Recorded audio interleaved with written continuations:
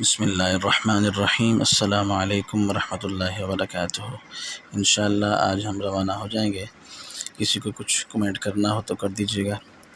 عمرہ کرنے کا سنت طریقہ: احرام باندھنے سے پہلے غسل کریں، خوشبو لگائیں اور میقات پر پہنچ کر احرام باندھیں۔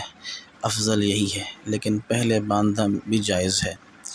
مرد ایک سفید چادر بطور تہبند باندھ لیں اور دوسری چادر اس طرح اوڑھیں کہ دونوں کندھے ڈھکے ہوئے ہوں۔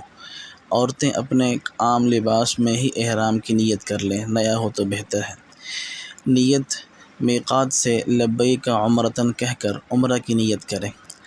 تلبیہ جو ہے، عمرہ کی نیت کرنے کے بعد کثرت سے سفر کے دوران تلبیہ پڑھتے رہیں: لبیک اللہم لبیک، لبیک لا شریک لک لبیک، ان الحمد والنعمت لک والملک لا شریک لک۔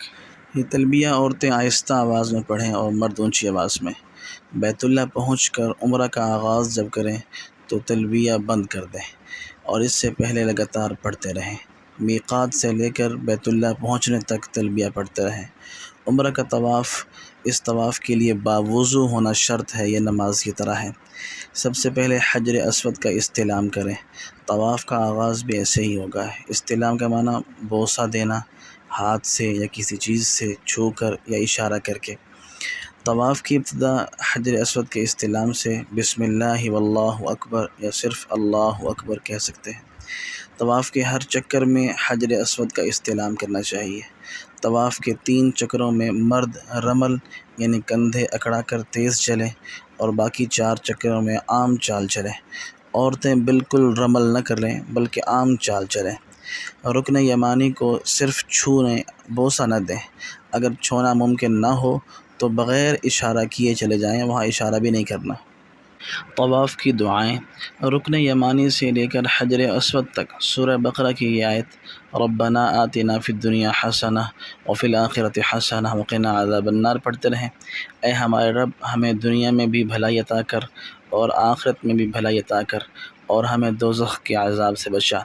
باقی طواف میں کوئی بھی مسنون دعا پڑھیں جو بھی ثابت ہو۔ حتیم کے باہر طواف کریں۔ 7 چکر پورے ہونے کے بعد ایک طواف مکمل ہو جائے گا۔ حجر اسود کا 8واں استلام: جب طواف کے 7 چکر پورے ہو جائیں تو آخر میں 8واں استلام کریں۔ اس کے بعد 2 رکعت نماز مقام ابراہیم پر پڑھیں۔ اگر رش ہو تو مسجد میں جہاں جگہ ملے وہاں پڑھ لیں، کیونکہ قرآن کریم میں آتا ہے، سورہ بقرہ میں ہے وَاتَّخِذُوا مِن مَّقَامِ إِبْرَاهِيمَ مُصَلًّى، کہ ابراہیم کے جو مقام ہے، مقام ابراہیم پر 2 رکعت نفل پڑھیں۔ پہلی رکعت میں سورہ فاتحہ کے بعد سورہ کافرون، دوسری رکعت میں سورہ فاتحہ کے بعد سورہ اخلاص پڑھیں، یہ بہتر ہے، ورنہ چاہیں تو کوئی اور بھی پڑھ سکتے ہیں۔ 9واں استلام: 2 رکعت ادا کرنے کے بعد پھر ایک بار حجر اسود کا استلام کریں، یعنی اس کی سیدھ میں جا کر بوسہ دیں اگر پہنچ سکیں، یا پھر ہاتھ سے اشارہ کر کے عمل کریں۔ عمرہ کے اندر یہ 9واں اور آخری استلام ہے۔ اس کے بعد آب زمزم پئیں اور اگر روزہ نہ ہو تو، اور آپ آب زمزم پینے سے پہلے جو دعا مانگیں قبول ہوتی ہے، دعا بھی مانگیں۔ زمزم کھڑے ہو کر پینا بہتر ہے اس موقع پر، ویسے آپ کی مرضی۔ آب زمزم پینا اور کچھ سر پہ ڈال دینا یہ بھی ٹھیک ہے، بہرحال روزہ نہ ہو تو پھر۔ اس کے بعد سعی کریں، یعنی باب صفا سے صفا پہاڑی کی طرف آئیں۔ سورہ بقرہ کی آیت ہے ان الصفا والمروۃ من شعائر اللہ، اس کو پڑھیں۔